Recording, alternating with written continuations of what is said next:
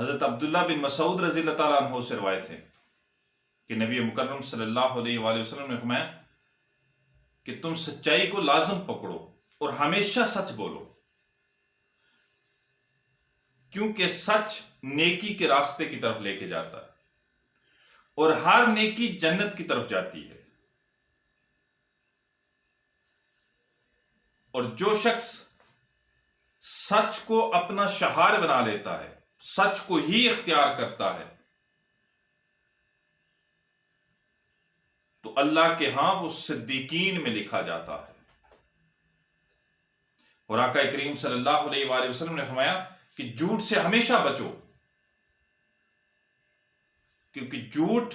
برائی کی طرف لے کے جاتا ہے اور ہر برائی جہنم کی طرف لے کے جاتی ہے۔ اور جو شخص جھوٹ بولتا ہے اور جھوٹ کو اپنا شعار بنا لیتا ہے، اپنا اختیار بنا لیتا ہے، پھر اس کا انجام یہ ہوتا ہے کہ اللہ کے ہاں وہ کاذبین میں لکھا جاتا ہے، اللہ کے ہاں وہ جھوٹوں میں لکھا جاتا ہے۔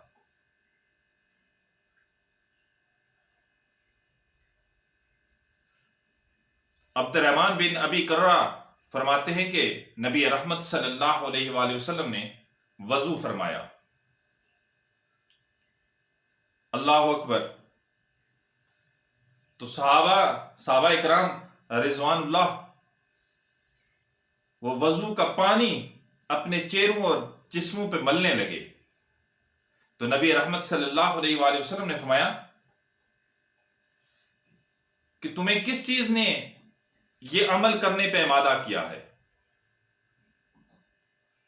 تو صحابہ نے عرض کی، یا رسول اللہ صلی اللہ علیہ وآلہ وسلم، آپ کی محبت ہمیں یہ عمل کرنے پہ آمادہ کرتی ہے۔ ذرا غور کیجئے گا، ہم آج محبت کے دعوے کرتے ہیں، نبی سے عشق کے دعوے کرتے ہیں،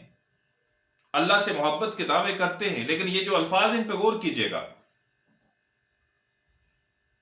تو نبی رحمت صلی اللہ علیہ وآلہ وسلم نے فرمایا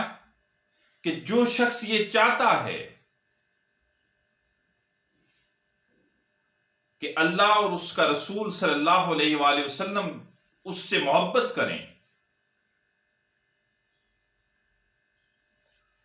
تو اس شخص کو چاہیے کہ جب وہ بات کرے تو ہمیشہ سچ بولے، جب اس کے پاس امانت رکھی جائے تو اس میں خیانت نہ کرے،